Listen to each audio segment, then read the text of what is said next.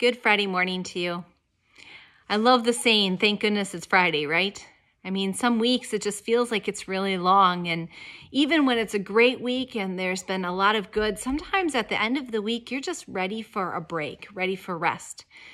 A lot of people know that and have heard me talk about Sabbath. I'm pretty passionate about the need for rest. And if you've ever heard me speak on it, you know that I kind of flip it around. We often think of the weekend, our Sabbath, as a reward from all of the hard work that we've done. But really, the rhythm of creation is we rest so that we're ready for the work God calls us into. Maybe somewhere it's in the middle of both of them. I was thinking about this as we come to the end of January. We're almost a full month into a new year. It's been 4 weeks, and there's so many things about 2021 that are the same as 2020. Like we still have COVID, and we're still wrestling with lockdowns and ramifications of a virus that we still quite don't understand. But then there's also things that are different. We've had an inauguration. We have a new president. And we're anticipating what that means for this future year and really for the next future 4 years. Even in our individual lives, maybe you are making goals and ideas for what this next year looks like. Anyone make a resolution and have already broken it? I think that's always the case too. If I remember correctly, the national average for resolutions is almost 3 weeks, and that's it. So if you've made your New Year's resolution and you are still doing it, way to go. You're better than the national average. But with all of that, it had me thinking about how important it is for us to rest. In the Gospel of Mark, as we get into chapter 6, there's this beautiful rhythm. Jesus has called his disciples and he's gone to his hometown. They've dismissed him because they didn't really get who he was or what he was about.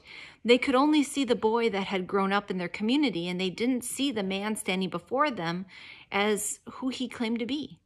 Someone that could teach and preach on the kingdom of God. In fact, the question was, where did he get this knowledge? As if they were questioning his authority. They were questioning the validation of what he was teaching.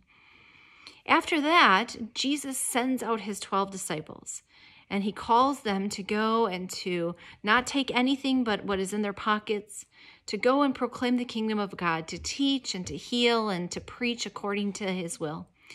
It's kind of an interesting story when you think about it, because this is pretty early in Jesus' ministry. I mean, within the first year, maybe even within the first couple months. Right after that passage in the Gospel of Mark, the 6th chapter, we read about King Herod and the beheading of John the Baptist. And immediately following that story, in chapter 6, Jesus' disciples return back to Jesus. And it's in chapter 6, verses 30 and 31. That's what I want to focus on with you today. It says, the apostles gathered around Jesus and reported to him all that they had done and taught. Then, because so many people were coming and going that they did not even have a chance to eat, he said to them, come with me by yourselves to a quiet place and get some rest. I love this aspect of Jesus' ministry. I love this reminder that Jesus cared about how they were learning and growing in faith. Jesus sent them out to do his work and his will. And at the same time, in all of that, Jesus wanted them to care for themselves, to rest and to eat, and to be ready for the work that was yet to come.